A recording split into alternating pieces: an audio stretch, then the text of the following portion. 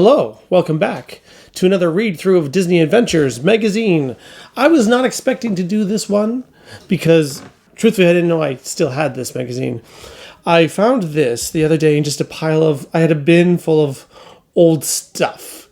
I gotta give kudos to my younger self. I was pretty good about keeping stuff that I thought I would want for sentimental reasons. When my family was moving out of the house that we grew up in, we had to pare down stuff. We had to just get rid of a bunch of junk.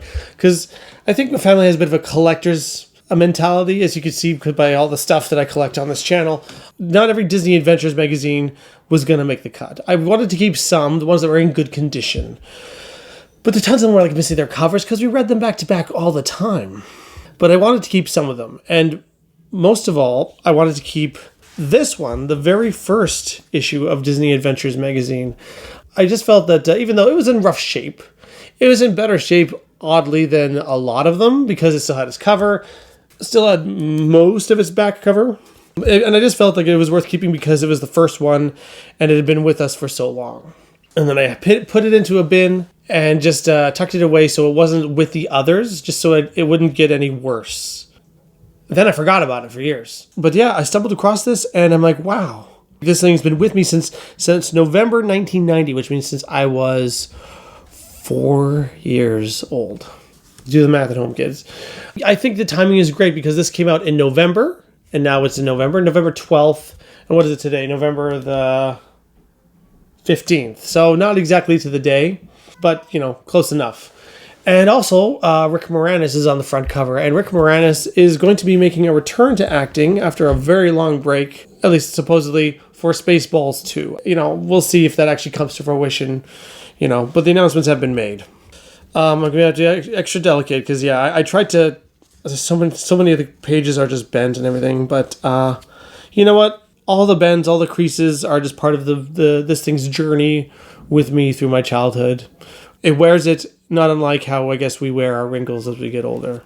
So yes, let's start with the front cover. Again, this is sort of one of the things that I really loved about Disney Adventures is mixing in the cartoons with the real humans. And just, the front cover just tells a bit of a story, even if it has nothing to do with what's inside. Baloo the Bear, this is probably to help promote the new series that was coming out, which was, as you can see on the back, Tailspin, which I remember I actually rewatched recently on Disney Plus, the Tailspin pilot. It was it's like a 4 or 5 part pilot. And it was pretty good, Not everything has aged super well.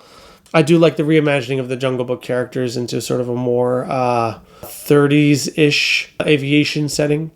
Let's move right along. Starburst. I love how some things never really change. I think the packaging on Starburst has changed, but the flavor never has and never should, because Starburst is amazing, even though apparently voted by dentists as one of the worst candies for your teeth. So keep that in mind. Now, this is in the heyday of the original Nintendo Entertainment System in 1990. I guess not the peak. No, it's right in the peak. I think the late 80s and 1990. Right before the Super Nintendo came out, Galaxy 5000 is what's being advertised here. You know what? It's so funny. I've done so much looking into tons and tons of these old retro video games, and every now and then there's just one that I don't remember at all. For whatever reason, it hasn't been treated well by time. Probably because it's a very mediocre game, but I can't speak to that because I just never played it. In space, there are no speed limits. Galaxy 5000, the outer space race of the 51st century, 36 faster-than-light races, 9 awesome planets, 5 tech turbo craft, speed zipper, solar spikes, dozens of warps and power-ups, the most amazing race in the universe by Activision. Yeah, I just don't hear much about that game right now. I've never played it. Maybe I've heard of it. Kind of lost in the sands of time. Capri Sun. I was always envious. I know we never got Capri Sun or any of those pouches of juice that you drink at lunchtime. We just never got those. Were they actually good? I don't know. How is it that they have mail coming in from fans if this is the first issue of Disney Adventures? How do they do that? Every week, my dad takes our aluminum cans down to the recycling center and we get some money. I want to learn more about how to save the earth and how to stop pollution. I would like to see a world without pollution. Well, Michelle of Lakewood, California. that is a noble idea, but ultimately, the majority of pollution comes from 100 corporations and not from individual households. So, while you are doing your part and that is important, the big companies need to be held accountable. The Skittles ad, oh man, they really know how to appeal to kids. Starburst and Skittles, those are both my jam as a kid. Oh, I love freaking Skittles. They're so bad for you. They're so delicious. At this point in time, out of the Disney vault came Peter Pan on VHS, only $24.99. I think that's the edition of Peter Pan that my family got. It looks the exact same, and I guess the timing is about right because I don't really remember getting it. I just remember always having it. So if we got it about when I was about 4 years old, that checks out. So it's so interesting, the Disney movies, you don't always think about when they're from. You just kind of know that you've always had them. And so Peter Pan, I think it comes from the 50s, I think. I'll put the actual date right up here. And you never know because the quality was so good. So here's the interview with Rick Moranis, talking about being a cool nerd. And, Rick, he was a little ahead of his time because nowadays is the day where you can be a cool nerd. And I think almost like it's cooler to be a nerd these days, I guess, depending on what circles you travel in. Or everyone's got a bit of a nerdy streak and they really wear it with pride. But back in the day, back in 1990, it was a bit of a radical thought of being a cool nerd. But, I mean, Rick Moranis was a perfect avatar for that movement because he was a very successful comedic actor. Rising through the ranks also Canadian, actually. A legendary Canadian actor, especially with his Bob and Doug McKenzie sketches. Like, why is there no back bacon flavored gum? That'd be great, huh? So that's our show for today. From well before this, actually. There were so many amazing Canadian talents that came out of, I want to say, what was the SCTV? That comedy network. That was almost like the Saturday Night Live of Canada. It wasn't live or on Saturday nights, but it was this testing ground of Canadian talent. And so many of them got to be huge, like Eugene Levy, John Candy, Rick Moranis, Rob Thomas, Dave Thomas.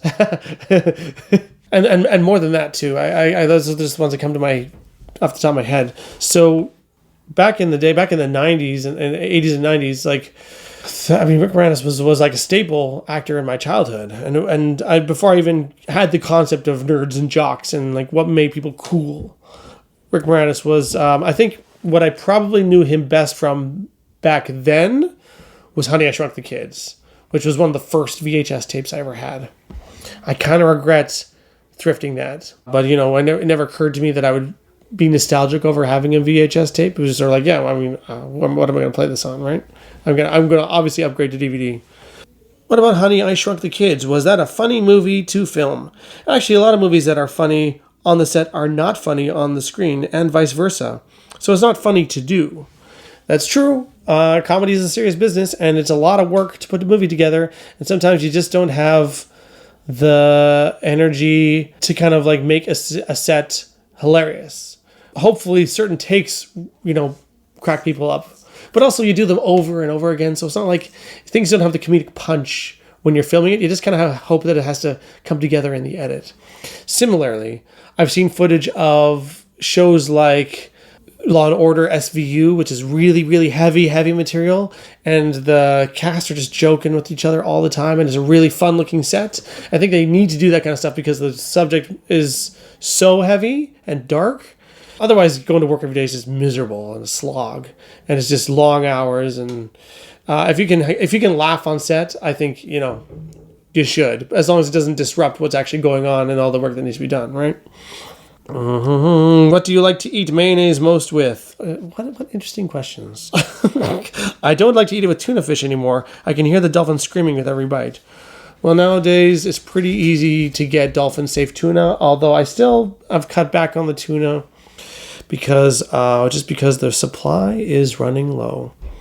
SeaWorld in Orlando, Florida. Look, it's Shamu by a nose. SeaWorld is terrible, and I feel horrible for the whales that are there. But you know what? It looked magical when you were a kid. But yeah, this is sort of just showing how language has evolved over time. Not language, but like how kids talk. So we got like different strokes and the many lives of Dobby Gillis, the monkeys. I've seen the Monkey Show. I didn't when I was younger, but I've seen the Monkey Show since then. It is actually pretty funny. And then of course it has the modern day one, which is right here, which is The Simpsons. I didn't really watch The Simpsons at this age, although I was already becoming aware of it, just because it was such a cultural presence almost immediately. And it's amazing that that I would have never guessed that it would have lasted basically my whole life since then. I can't believe they're still making The Simpsons. Can't believe it. Here it says, "Radical dude, I'm out of here." It's really interesting how like the slang of the early 90s really did seem to get mainstreamed by The Simpsons. Between The Simpsons and I want to say like Terminator 2, you know, the don't have a cow man, hasta la vista baby, like that stuff stuck around. That became cultural touchstones. It sounds cheesy now, but then it was cool. My mom really didn't like The Simpsons. And it was one of the reasons she would cite was that Bart was so disrespectful to his parents. To be fair, that was a two-way street, well, particularly with Homer. In defense of Bart Simpson, you know, one of the things that was, I think, why you could stick with the character was because he did ultimately do the right thing.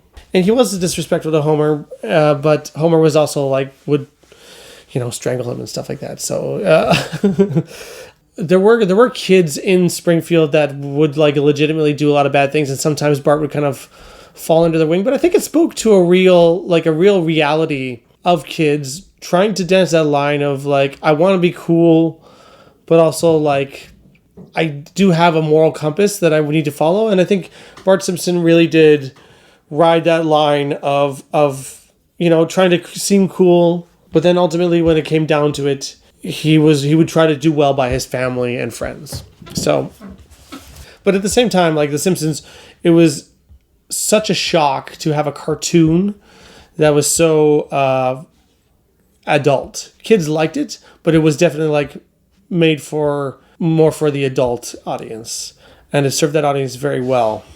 But it was a bit of a shock because people thought of it as you know, appealing to a kid audience, but also being too mature for them, because kids are the ones who watch cartoons. Nowadays, that's changed a lot, and it's because of The Simpsons, and also shows that followed after the fact, which are way more adult than The Simpsons ever was, like South Park, and I mean even now South Park's so old too, and same with Family Guy. But even those ones which came out just about a decade later really pushed the boundaries even more. And definitely where The Simpsons could be watched by kids, I feel like South Park really shouldn't have been, even though, you know, we watched it. Moving right along.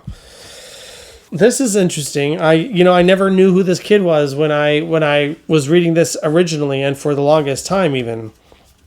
And here he's only 13. It's Tevin Campbell.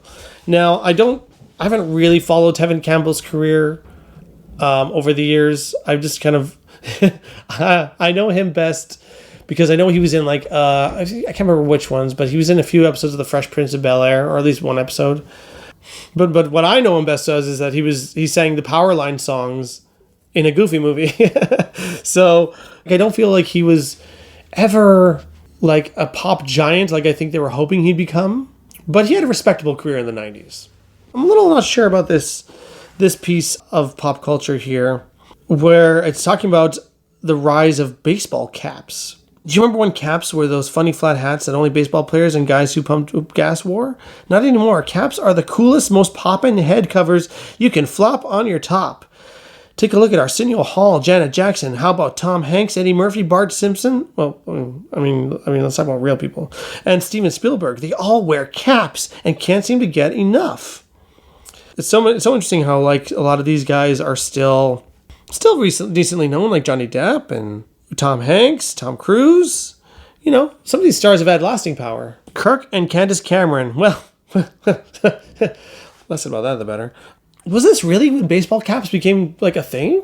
I feel like it was older than that, but I don't know. I mean, it's one of those things where it's, you know, wearing baseball caps was just kind of it's always been a thing. But this is telling me that this became more common in the like at the beginning of the 90s. Maybe that's true. I don't know. I guess I have to look back on older 80s movies and see how many people were wearing baseball caps. And before that, we got the new group Wilson Phillips song, Hold On. Oh, you know what? I think that was...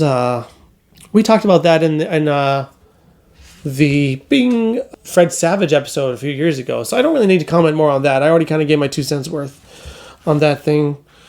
Again, as far as stars with lasting power, we got Schwarzenegger, Will Smith, and Keanu Reeves. Now, okay, so there wasn't too much interesting on here. One of the most interesting things on this page, talking about movies that were coming out or going into production, was it talks about Patrick Swayze and Keanu Reeves starring in a new action flick called Riders on the Storm. And I was like, Keanu Reeves and Patrick Swayze. And then I started thinking about the timeline. I'm like, that sounds like Point Break. And then I looked into it more through IMDb. And yeah, one of the early titles. There's a couple of early titles.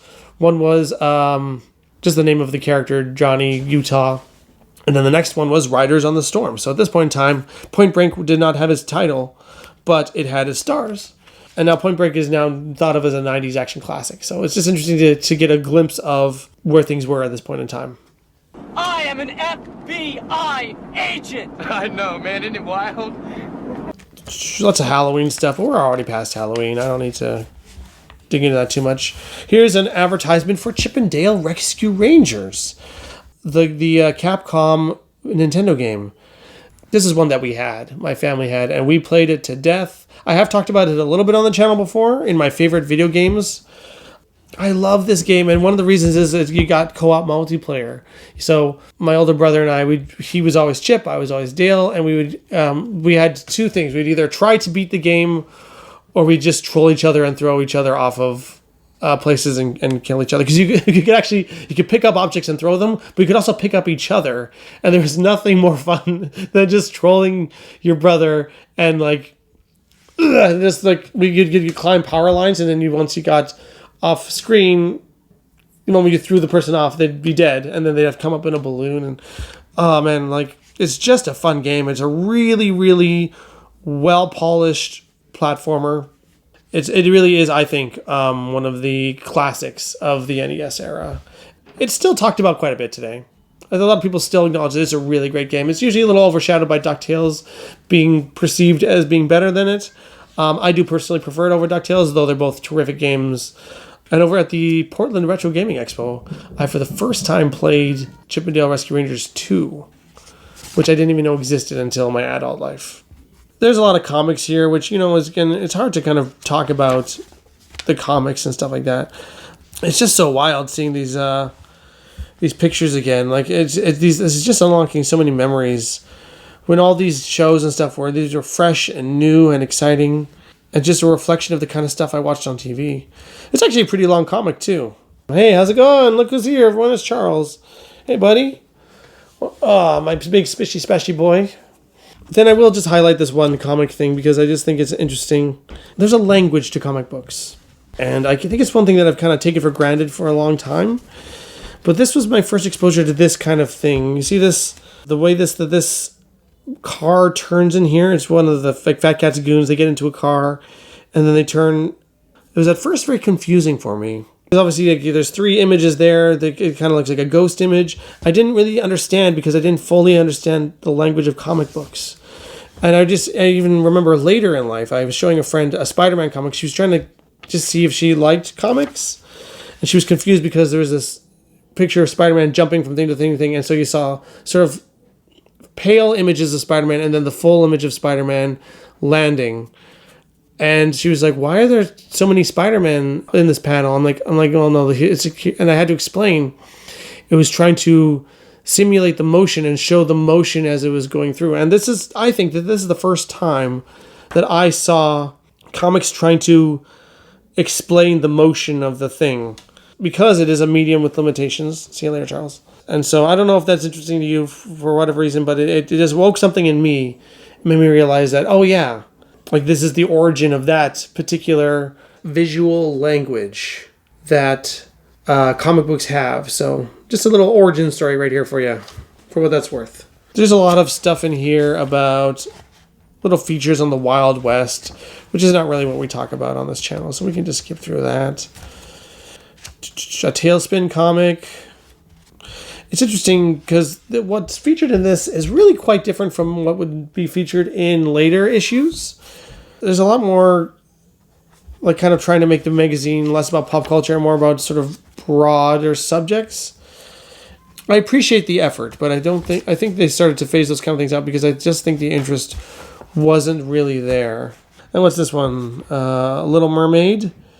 Oh, this is an advertisement for The Little Mermaid, a graphic novel. So they made a comic book adaptation of the movie. That's cool, actually, because it's a reflection, again, of what was new at the time. I guess 1990, this is after The Little Mermaid, before Beauty and the Beast. So this is pre-Beauty and the Beast. So The Little Mermaid was kind of the biggest prestige film that Disney put out. I think they also, this is around The Rescuers Down Under. That one just wasn't a huge hit, although I would say it's a great film. I actually really like The Rescuers Down Under. But I don't see any coverage of it in here. So some games here. A spaghetti maze, which you can see for some of the scribbles that we made in there. Another NES game, Puss in Boots. This is another one that I don't hear too much about these days. I've seen a few reviews of it, very tepid reviews. Someone that's really stayed in the retro gaming collective zeitgeist. I don't think I had any of these. So you'll have to let me know if you had any of these Happy Meal toys, the Tailspin ones. Because I used to have a lot of Happy Meal toys. These ones kind of remind me of the Fraggle Rock ones that we used to have. Those were like cars, and these ones are clearly planes. And it's nice to see Roger Rabbit, you know? Wow. You know, it's kind of a shame that Roger Rabbit was kind of left to die as a franchise, because those shorts are really funny. Who Framed Roger Rabbit, the movie itself, is a masterpiece. And it was cool seeing him and his like Toon World being brought into comics. You know, there's a lot of extended lore that we could have gotten out of Roger Rabbit, but it was just kind of, I don't know, Disney didn't capitalize on the way they did a lot of other things. And I think I heard recently that Disney's claim on Roger Rabbit has, on the original novel, is gone now.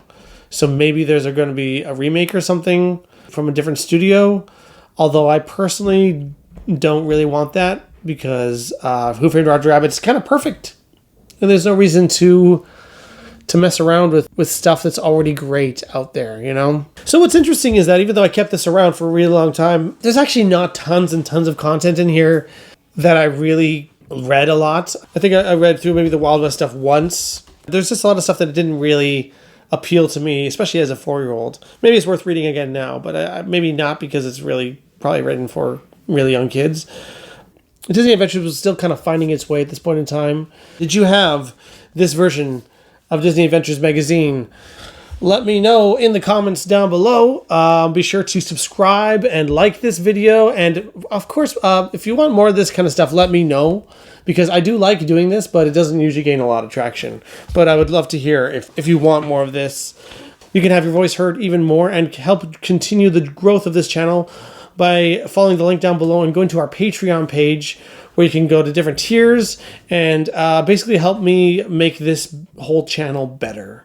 I really need some new equipment, and every dollar that goes to the Patreon will be put into a fund specifically to get updated equipment for this channel. But most of all, I just appreciate that you're watching, and we'd love to have you back. And I'm going to do another Disney Adventures magazine read-through. I got a special one that's not quite as old as this. This is 35 years old. I'm just going to go back 30 years for our December issue, because I love to make myself feel old, and so that's what I'm going to do. Thanks for watching, everybody. See you around.